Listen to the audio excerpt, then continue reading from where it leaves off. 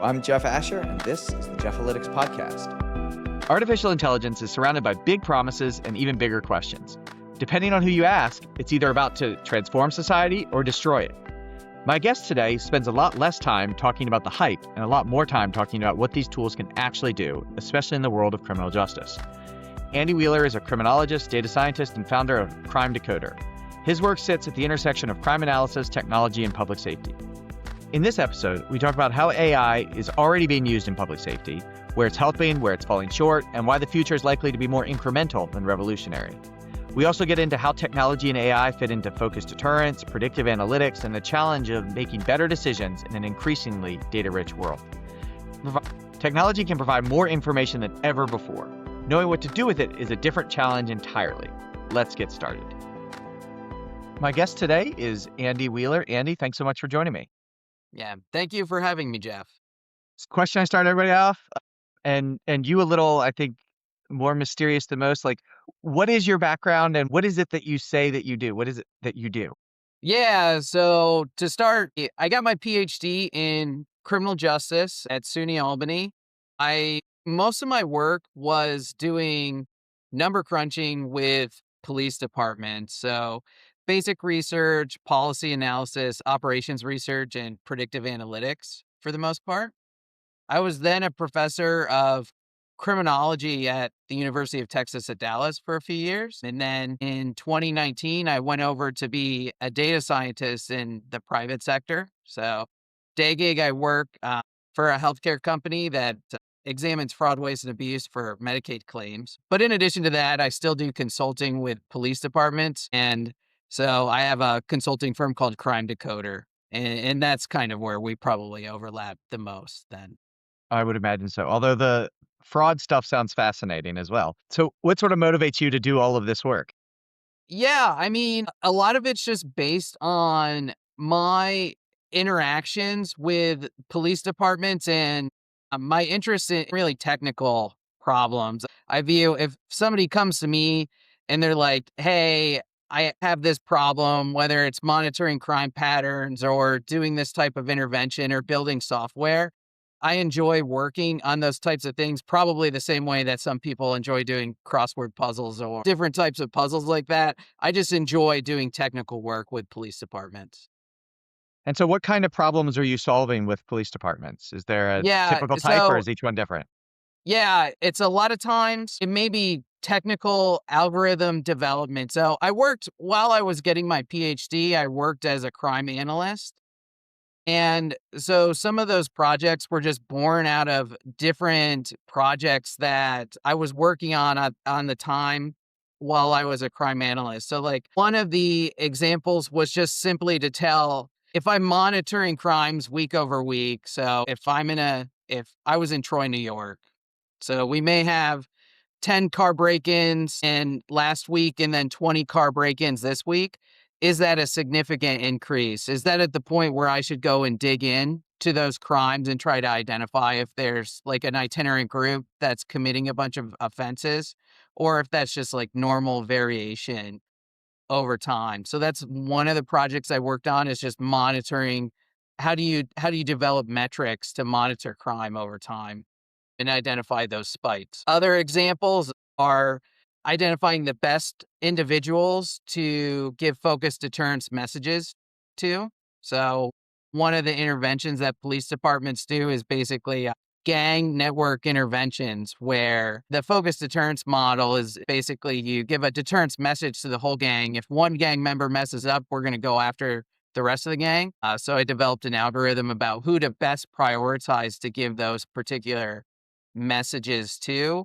And those are just a couple of examples in my career. So like I said, a lot of times it's just born out of a particular problem a police department comes to me with, and then I just focus on the best way to solve that problem. I want to dig into the focused deterrence thing because that's find that really interesting. Did you have any sort of broad conclusions? Is there a general solution to that problem, or is it sort of a very much a case by case? Each agency and each individual is different. Yeah, so to back up a little bit on that, folks may, if we're talking about gangs or groups, a lot of times they're not like Bloods and Crips. It's just like loosely affiliated groups of mostly younger individuals for a lot of different cities. And so folks may think that groups are entirely connected. So everyone in that gang or that group knows everyone else. In reality, they're not. And so you may have two people affiliated with that group or gang, but don't actually like know each other, don't necessarily hang out. And so in the focus deterrence initiative, basically they call in individuals from that gang and deliver that deterrence message with the expectation that you're going to disseminate it to the rest of the group. When I looked at the actual data on who they called in for a few of the different jurisdictions that I was working with at the time in upstate New York, I could tell that they called in people that were very suboptimal to basically spread the message. So if you look at a network graph, it would basically be they only called in individuals that were on the periphery of the graph and not like embedded in the graph very well. And so I basically just developed an algorithm about who to prioritize. So if you can only call in 5 people, who are the best 5 people to call in? And so it broadly applies to any department doing that focused deterrence intervention. But honestly, if folks just drew the graphs and then said like, we should probably call in these people who are more in the middle of the graph as opposed to the outside of the graph, that probably would improve that intervention for a lot of different departments. Do you have any impression as to why they would operate suboptimally from an organizational standpoint? Is it just because these are the easiest people to call in, or was it throwing darts at a dartboard? Was there any sort of consistency there? Yeah, it was mostly just because people didn't look at the information. It's definitely the case that you can't force people to come into those call-ins. And so my experience with, and this would have been in Albany or Syracuse, New York at that particular time, there's basically groups. It may just be a detective who's working with a crime analyst and is saying, hey, let's call in A or let's call in B, or invite those two individuals to the call-in, I should say. And so it was very ad hoc. So there wasn't just much thought put behind about who to call it at all. And so it was basically just taking the idea about like, we should look at the actual network and then prioritize who to do the call ins for based on actual data, as opposed to, like I said, it was just somebody sitting at a desk somewhere and is like, oh, let's call in Andy Wheeler, as opposed to actually looking at data and making an informed decision. And what is the response when you sort of provide this analysis of basically you're doing this wrong? Are people receptive, or is there sort of pushback on that? It's definitely I can definitely see scenarios where there's going to be pushback. Honestly, if departments are already working with someone like a researcher like me, they're basically already pretty receptive to it. And so most of the departments that they're self-selected in that they actually want feedback like that. It is a little bit more difficult if, say, you're a crime analyst in a department with sort of an old school chief that, or old school detectives that don't really want that level of feedback. But a lot of times to improve receptivity, you just need to actually provide useful advice. A lot of crime analysts will provide a bunch of numbers, but not really give useful advice for folks. So if it's very specific, you should call in B instead of A. A lot of folks won't necessarily give pushback to that, especially if it's like you can just give plain reasoning about why that person is better or doing this intervention is better. A lot of analysts struggle with that though. We got very, very into the weeds very suddenly. So I want to take a step back and just talk about sort of when you kind of look at the big picture, what are the overall misperceptions that you see and misconceptions at an agency level, at the public level, around all of the work that you do? Yeah, definitely. And so I think probably in terms of public perception, in terms of what crime analysts do, a lot of people don't even realize that police departments are really independent. So I'm in the Research Triangle area of North Carolina now. People don't realize that the Durham Police Department and the Raleigh Police Department are two totally isolated systems. They basically don't, if something happens in Durham, a crime report, there isn't anybody in Raleigh that can see that particular crime incident report. And so I think a lot of people, especially if you have concerns about like the surveillance state, a lot of people think police departments are just all interconnected. The FBI can go in and see whatever information that they want. In reality, it's just you have all these little isolated departments doing their own thing. And so now I want to talk about AI because I know that you're a heavy user, and I think you've written a ton about this. You do a lot of this, and you talk about this extensively in blog posts and on LinkedIn. So can you walk me through sort of how do you use AI just to start? Yeah, and so like I said, my day gig, I work as a software engineer, and so that's really the biggest area that I've seen AI use is basically just using AI to help you write computer code to write software. And so with the recent so you had ChatGPT come out in late 2022, I believe. And so a lot of different consumers that have seen, I like have experience of using that chat application. You can just go into ChatGPT and say, "Hey, help me write this Python function." And even when it first came out, it did that. It did that very well. And part of the reason is that there's just a lot of computer code on the web, and they train the models basically on those historical legacy code. And it's really only gotten better over time. And so if you're a software engineer and you write computer code, just using the tools in a very simple way, hey, I have this function, or hey, I have this idea for an app. They worked really well even back in 2023, and they're just getting better over time to do that. And so that's the main application that I have been using AI day to day, both in my job and in my consulting work. And so how can this be applied sort of to the crime criminal justice space? Yeah, and so the way that I view it is I expect there to be sort of two different broader use cases of it. One of them is in terms of software applications, different groups will basically bake in some of these different AI applications into their products directly. And so, like, there's a little button in Microsoft Word documents to use Copilot. Different software tools, whether it's companies like Peregrine that do data analytics, or whether it's records management software, they'll basically start having an easy button of, hey, can I use AI to do XYZ? And if we're talking about crime analysis applications, it may be things like, hey, show me the crime trends of burglaries from motor vehicles, or hey, pull out different burglaries that use this particular type of modus operandi. And behind the scenes, the AI just writes the computer code to go do that particular analysis. The other application is just cities themselves. The AI can be used to help, because it can be used to help write software. It really makes it easier for cities themselves, whether it's police departments or other city organizations, to really write software themselves to do different applications. So instead of paying an external firm to have software to do data analysis or to do a dashboard, now it's basically the case that a pretty well motivated crime analyst can go in and ask the AI, "Hey, help me build this dashboard," and write out a decent application on their own without having to pay an external firm to do that. Is that something that's happening? Do you have sort of examples of the kinds of things that those like well-motivated analysts are producing?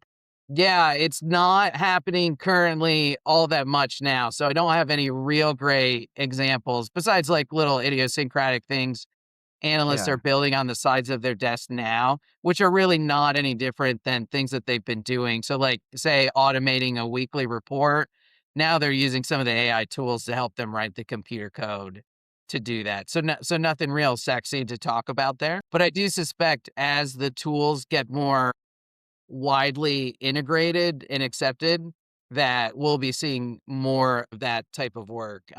Yeah, why do you think that is? Is it just a people are slow to adopt new technology thing It's or Yeah, bureaucratic?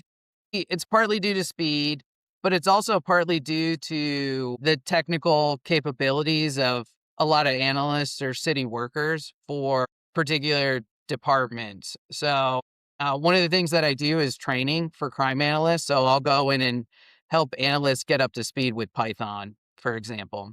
And so The biggest struggle with most of the departments that I work with is you'll have a mix of younger folks who are really interested in learning new technology, but then you have a lot of folks who've been working there for 10, 15, 20 years who are just not interested at all and really just want to work at Excel or do whatever sort of work that they've done for the past 20 years. And so part of it is that there's just resistance to change as well as like technical capabilities of folks.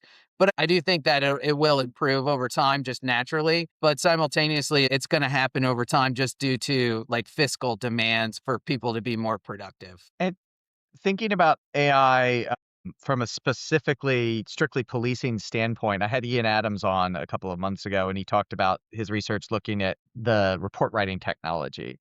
Have you thought about the ways, like, in that these technologies are implemented not from an analyst standpoint, but from a wider policing standpoint, and the degree to which they're either effective or, to Ian's research that shows that it's not inherently saving time right now?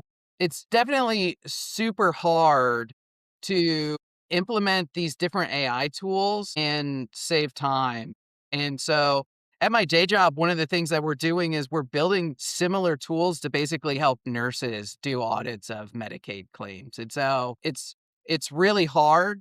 And so a lot of times we're spending significant amounts of engineering to save nurses like 5 minutes here, 6 minutes there to do those particular audits. And so they're not a lot of the applications that I see. There's definitely a lot of buzz around AI. And hey, saving a bunch of folks 5 minutes on something is definitely worth doing. But for a lot of the applications, I don't foresee being able to cut the human out of the loop entirely.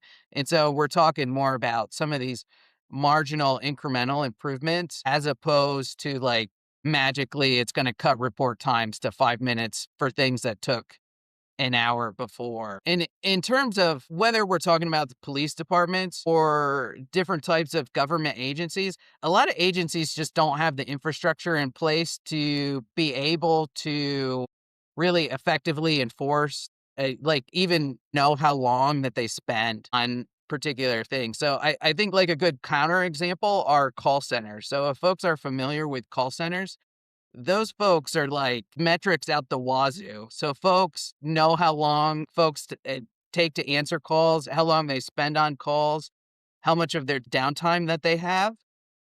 And so most state departments, whether it's we're talking about what police officers do day to day or analysts do day to day, don't have any internal capacity to like determine if an officer saves 5 minutes on writing a report now. So they don't even have the infrastructure set up to know if it's saving people time. The last part of that is it's really hard to generate savings in terms of labor cost savings with AI, because the only way to actually realize savings is if you save a police officer 5 minutes of their time, you aren't actually realizing any labor cost savings. You're already basically, you're hiring the police officer full time or on those hourly wages, essentially to only if you're actually if your goal is to save money, you actually have to reduce headcount. And so most places they're not interested in reducing headcount. They're really just interested in doing the job better and being able to do additional work. And so I suspect it in terms of the AI writing, given the advancements of the tools, and get like knowledge of the current quality of police officers writing reports, I think probably the better benefit of those tools will be it'll improve report writing over time. It's not there yet, but I think the future state, there's a good chance that using those types of tools can improve report writing for officers, but I don't know if it'll be like massive time savings in that. I foresee always needing a human. Can you, I heard you do this on the Jason Elder's crime analyst podcast, whose name I'm suddenly blanking on. I'm sorry. I've been a guest on and it's killing me. But you just sort of walk through the different tools that are available. And can you do that here? Talk through the different AI infrastructure, what tools exist from a Claude and Codex and sort of the differences between them? Yeah, definitely. So Jason's podcast, which I'll give a little bit of plugs, was since it was mentioned, Law Enforcement Analyst Podcast Leap. He That's does a it. really great Yes, job. He's done it for a long time. And absolutely. so Yeah. So I recently wrote a book, Large Language Models for Mortals, a practical guide for analysts with Python. And one of the reasons that I wrote that book is, like I said, I work in software engineering now.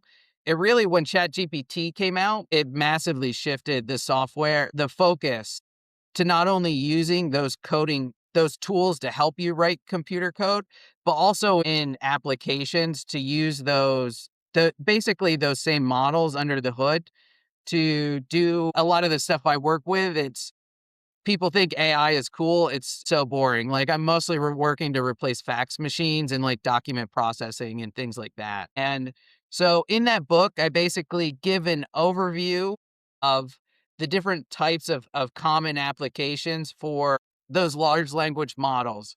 So one of the most basic ones, like I said, it's super boring, is just what's called like structured output extraction. So imagine you get a PDF or a scan or an image of a check or a police report or basically any type of input document.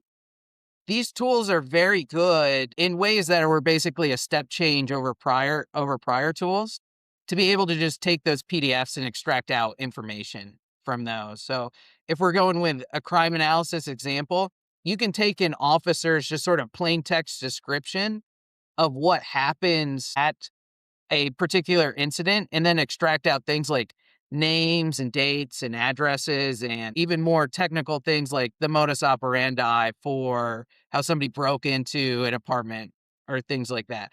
So it's basically like, instead of writing a specialized tool to pull out addresses, you have like this general tool now. You can just tell it what to extract and it will extract that information. And so it's not a real interesting application, but a lot of different things basically fall into that structured output extraction sort of camp. And so behind the scenes, it's likely the case that the AI report writing tools are doing that at a particular step in the transaction. So Axon has all the body worn camera footage. They basically turn the footage into a transcription and then extract out the information in the transcript to basically fill in the police report. And so a lot of different pretty boring applications, but things that help save time sort of look like that.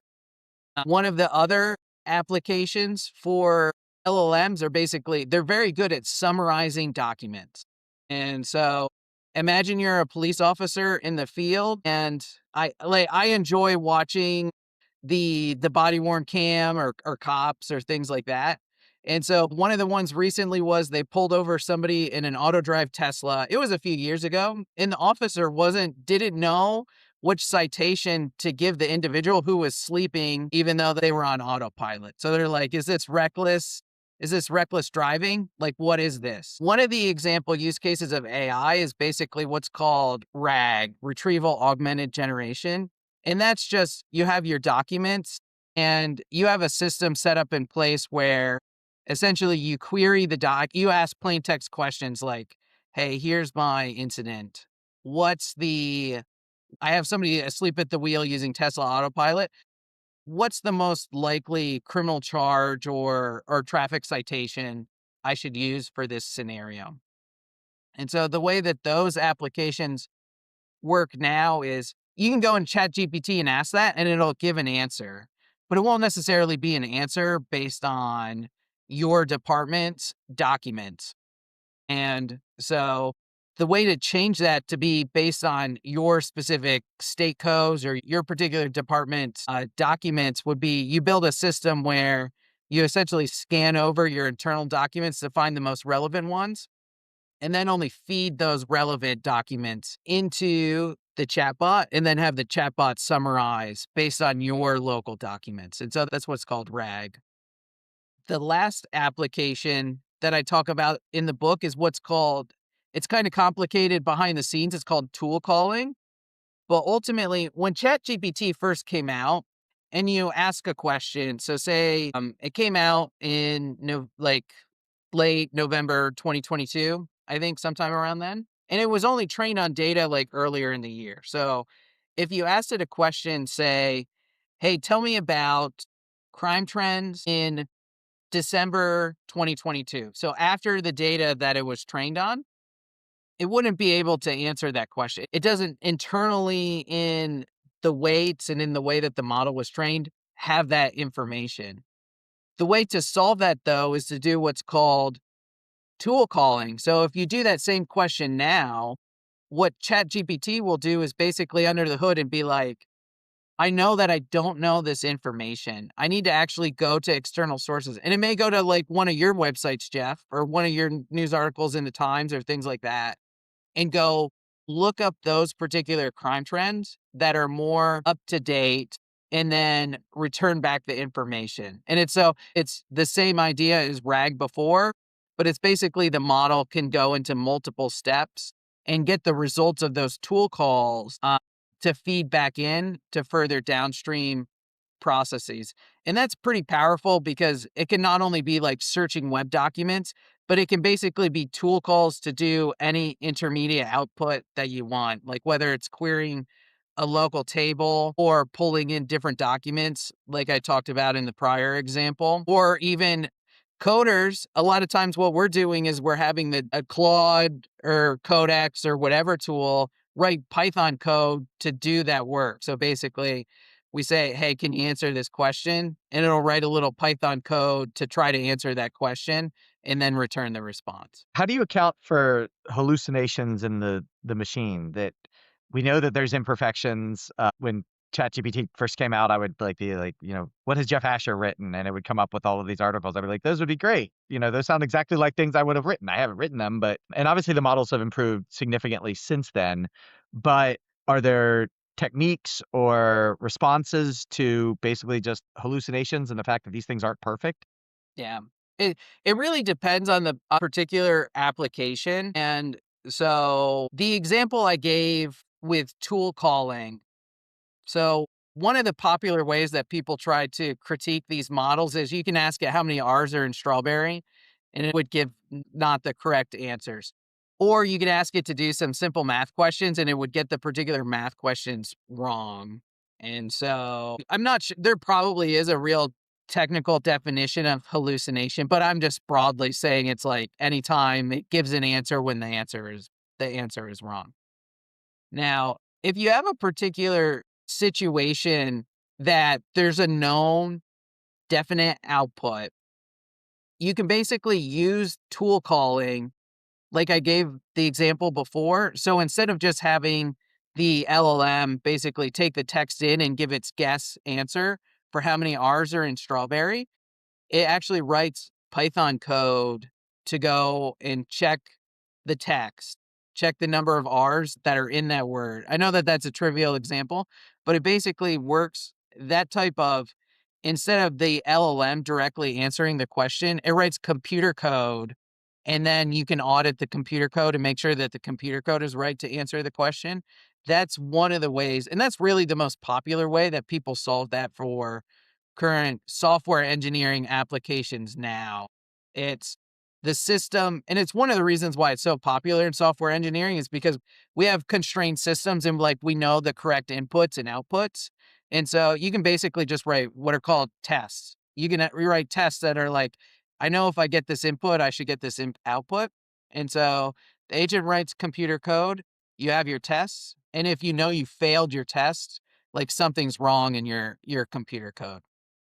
Now, for the case of the more general, like summarized information, I kind of liken it to an on demand Wikipedia currently. Like it'll do the summaries, it'll often give you citations to like external sources. And it's pretty good, but it's definitely not infallible. And sort of what advice do you have for kind of the non-software engineer user that for everything from sort of the non-technical crime analyst to the policymaker to the just, your relative that wants to use AI and chatbots? Yeah, it's definitely even just the free tools now. I definitely encourage folks to go use them. And like I gave the example, I think it's pretty equivalent to an on demand Wikipedia with sort of similar quality currently.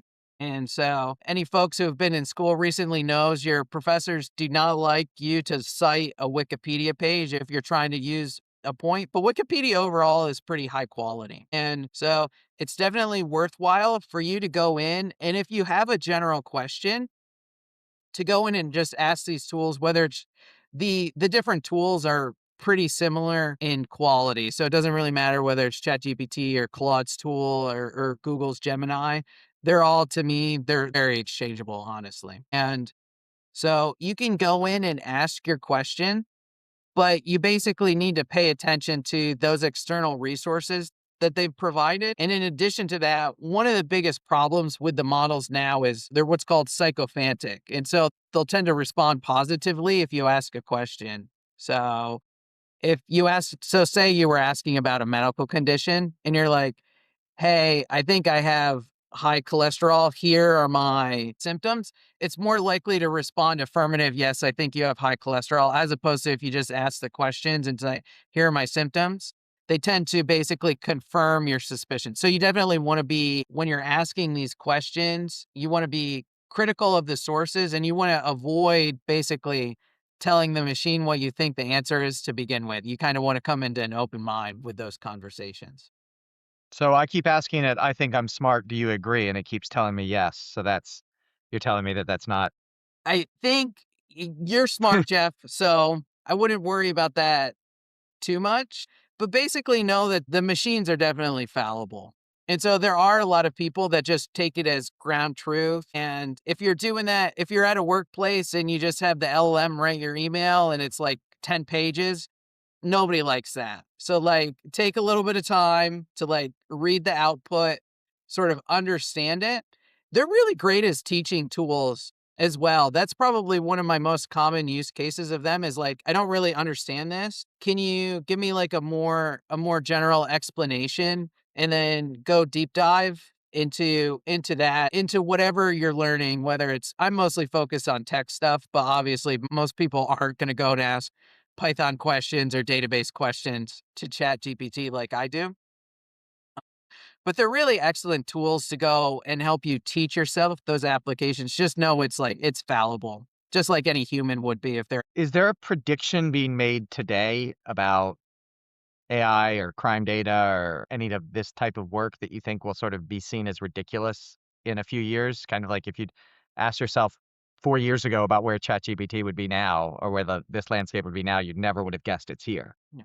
I haven't seen it specifically for crime analysts in particular, but to me, I'm really in the camp of AI is likely to be a complement to current analysts or software engineers or basically anybody who does stuff on the computer. So there's a large contingency now that really thinks that AI can really disrupt the industry and basically take everyone's jobs. And so the one of the founders of Anthropic, Ariel Amadai, like he's big into that, basically going online and Yeah. saying like we're gonna take everybody's jobs, essentially. Which doesn't endear the technology to random Yeah, people. and so I'm really being like a professional software engineer, working with the types of things that analysts do. I really don't, it's really hard to cut humans out of the loop. And so I'm really bearish on that. I think that there's a much easier path though to basically have folks who do work on the computer have them use these AI tools to really be complement to their work now. And so I do suspect it will be like one of the common things that analysts sort of get stuck doing are open records requests. So I know a bunch of analysts who say the majority of things I do with my job are open records requests. And so that job it should almost be automated. It should almost be you build a tool that basically takes in the records requests, Yeah. builds basically the query language, the SQL, to generate it, and then just give the results and the human do a quick pass to make sure if it makes sense or not. And so that analyst, even if they did that for 90% of their job before, there's going to be other work for them to do now. They're going to be able to go do more interesting work basically with their job. So definitely bearish on AI taking a bunch of jobs. But that said, I think it can be a real boon for basically everybody who works on a computer now. So it will be transformative, but probably more on the margins and less on it's going to take everybody's job. And how do you try to account for some of the clear downsides of AI? Talking about, the environmental downsides, the sort of injecting computers into art and things like that really provoke strong reactions sort of against the technology. Yeah, there's definitely one of the areas I've thought about it the most is actually in writing. So there's a lot of folks using these different tools to the term of art now is slop. So to produce AI slop, essentially. And so there will always be there's a lot of things like art or writing that have a lot of objective or not objective, but subjective, like what is good or what is bad. That said, a lot of folks can look at particular art or look at particular writing and basically use the Potter Stewart approach and saying like this is good or this is bad. And so the that subjective perceptions of the work are not going to go away, and people will have to learn how to use these tools to quality work. And a lot of things in terms of like subjective, you can ask ChatGPT to generate a blog post and like first sort of this superficial pass. A lot of times it seems like really good, but then when you pay a little bit more attention to it, it's pretty vapid. It's like filled with a bunch of platitudes, doesn't really say specific information. And so there will still be individuals who basically can tell, okay, this is bad, but how do I use these tools to help me do my job better or faster or smarter?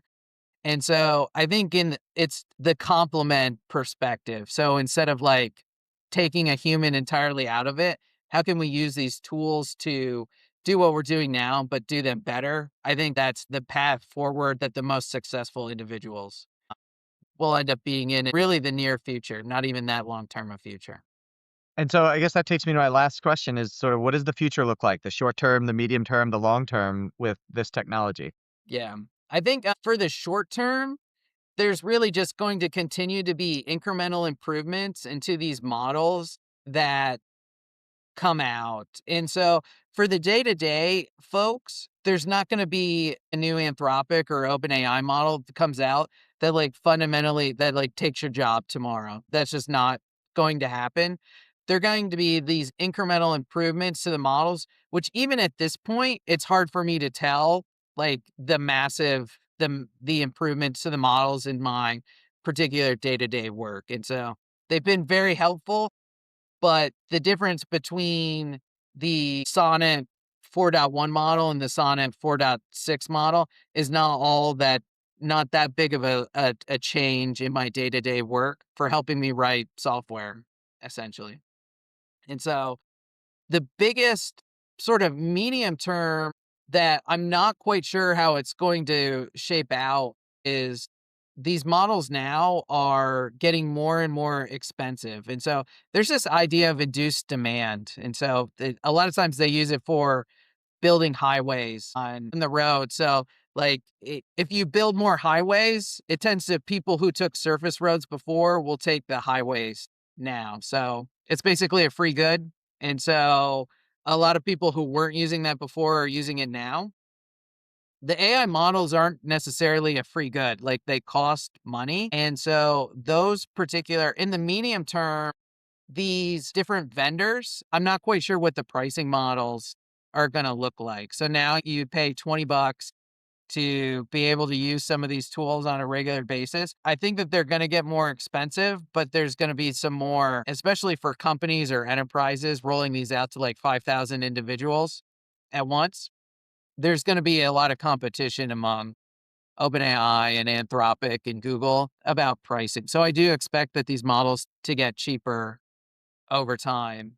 And in terms of like really far out, I mean, maybe not super far out, but maybe like say in the next 10 years, there's really most of the work currently right now has really been focused on text in and text out. And so there's definitely some of the tools now you can also include images and say like, hey, describe what's in this image. A lot of the work for model improvements I see in terms of there needs to basically be those same types of level of innovations, and it's starting to happen now, but it's really like it's really years behind where it is for text, for video and audio and images. And that's where a lot of the innovations are probably going to come over in the criminal justice side. So being able to basically say to Google's model, hey, here's my body worn camera footage, like pull out the important points that I want to know. Or monitoring a CCTV camera, hey, give me an alert when somebody fires a gun and we see a muzzle flash. The models right now, the big, those are mostly being developed by these like small idiosyncratic teams. I suspect that the models from Google or OpenAI or Anthropic will eventually be able to compete with those, and that really opens it up for like just a local department to build that type of software themselves, as opposed to needing like several $1,000,000 Yeah, to be able to develop those applications. crazy frontier. Andy, where can people follow your work? Yeah, so go to my website, crime-coder.com is probably the best place to look me up. I'm also on LinkedIn, and so I have a Crime Decoder page on LinkedIn where I post the most frequently as well. Well, thank you so much for coming on. I appreciate it. I know I learned a lot, and hopefully others did as well. Yeah, thank you very much, Jeff. Thanks for listening to the Jeff-alytics podcast. Be sure to subscribe, and to learn more, head on over to ahdatalytics.com for more information and previous episodes. If you like what you heard, please leave a glowing review, which will help others to discover the show. Until next time, I'm Jeff Asher.